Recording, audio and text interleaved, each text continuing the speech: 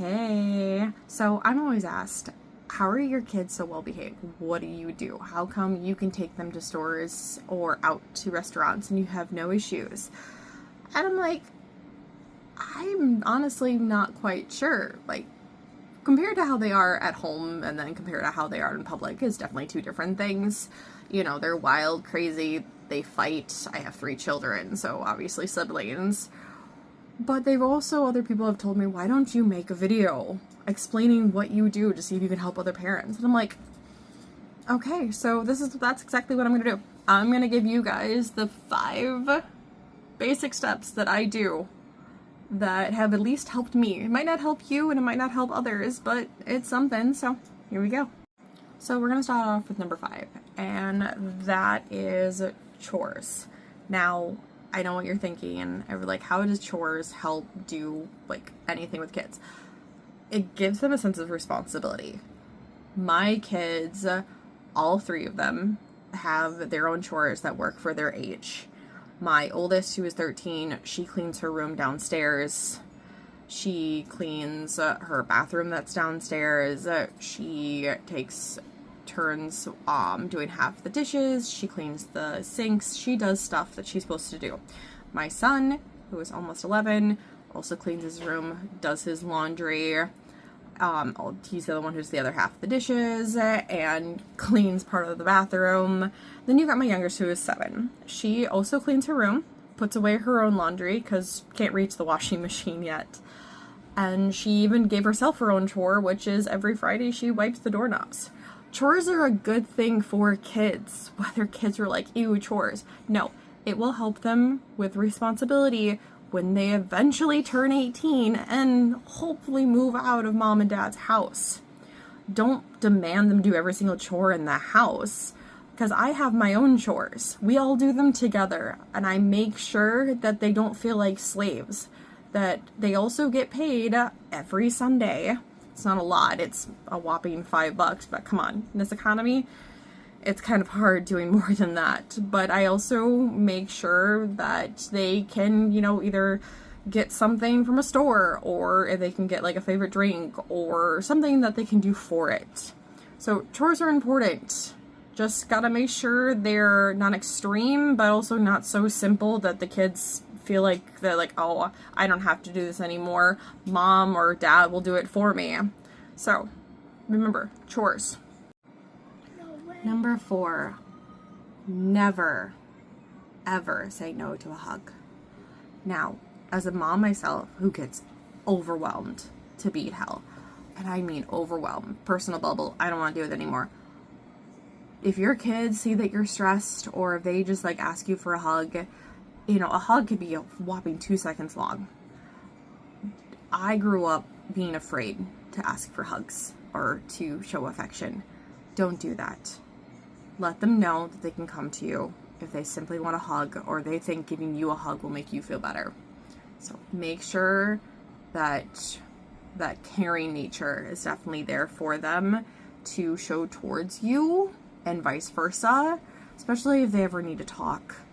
So make sure that you show that you care with actions. Which comes to number 3, listening. Listen to them. I know as an adult or as a parent, we've been there, we've done that, we know better. The world has changed. I'm almost 34.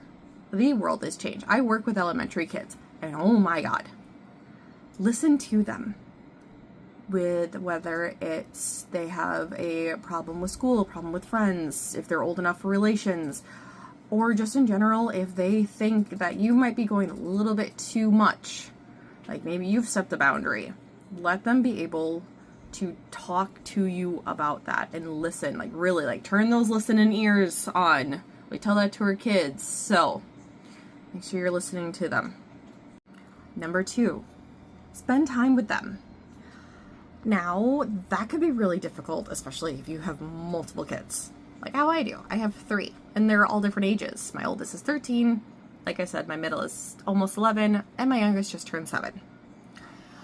So it's kind of hard for me as just one mom to try and find time for all three of them. And I have had my youngest go, Mom, you never spend time with me. You never let me do this, this, and this. I'm like, girl, I'm trying.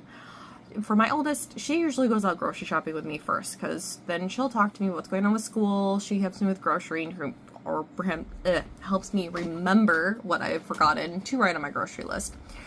So, or we'll do Starbucks runs, which basically means I drive her to Starbucks, she buys her Starbucks, and then we just chill. Yeah. With my son, he is my gamer boy. So he and I will game together, but he also watch anime with me. So we'll just chill and we'll watch anime, and even occasionally watch some horror movies. So that works out. That's our bonding time with that. My youngest usually involves us kind of like playing some Minecraft on the PlayStation, or watching her favorite show, which is AFMAL on YouTube, or simply just chilling on the couch together and her putting on her favorite movie, and even though I've seen it 100 times, just sitting there and going, yep, okay, this is happening.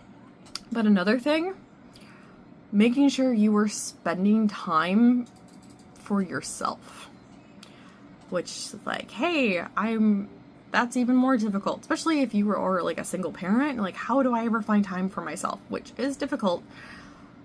Even if it's 30 minutes, 20 minutes, something. You're gonna go run out to go get something, or you just need to step outside, or after the kids go to bed and you're literally just chilling in the quiet at night, or if you're in your room just laying in bed on your phone.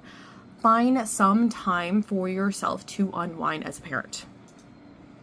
You also need that time. That is important to kind of bring yourself back. USA moments. Or for all of you feral parents who have seen the Bluey episode where mom just needs 20 minutes, then mom just needs 20 minutes. So make sure that not only are you spending time with your kids, but you're also spending time for yourself. Now, the final, and I think the really, really most important one is, number one, you are parent first, then friend. This is so important. I know sometimes it would be easier just to be their friend, thinking that like, oh, they talk to me more, it's more easygoing, you know, this and this, like, because then they get used to it. And then when you do have to step your foot down, they're like, what's wrong with you? You're never like this. You never do this. And then the backlash actually ends up being worse. Because when they're used to you being their friend, and then when you do have to go into parent mode, the whiplash for that is not good for anyone involved.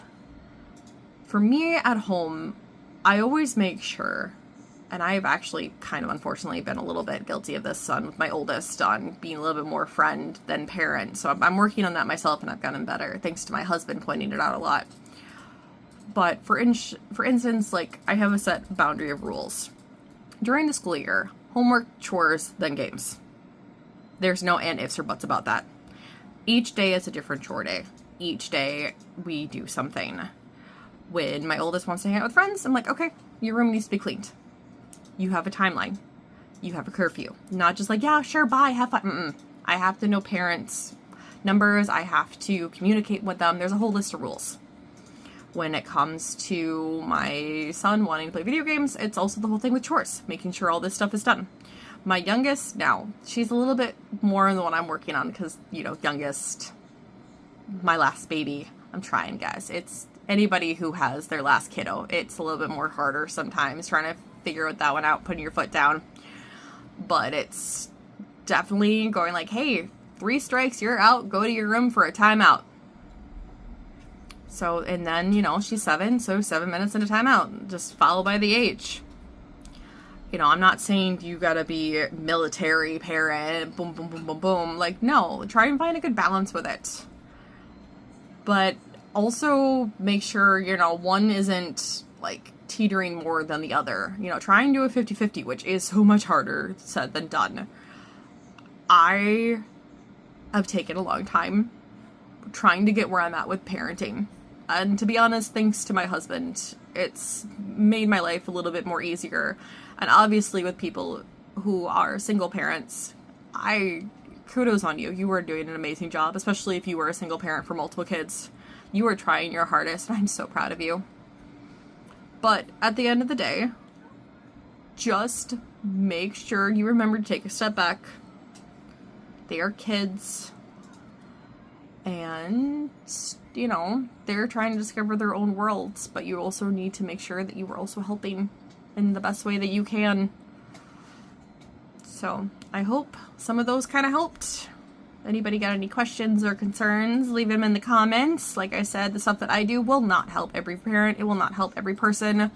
You might have tried these and it might not have worked. Every kid is different. Every parenting style is different. You do what works for you. Don't change it just because this works for me. Like, don't do that.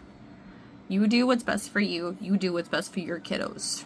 I've just had some other people asking for advice, so I thought I would give it out there for anybody who either needs the help or wants to listen. So on that note, I hope everybody has an amazing day, and remember, parents out there, you are enough. You are doing an amazing job. I am proud of you, and your kids are too. Bye.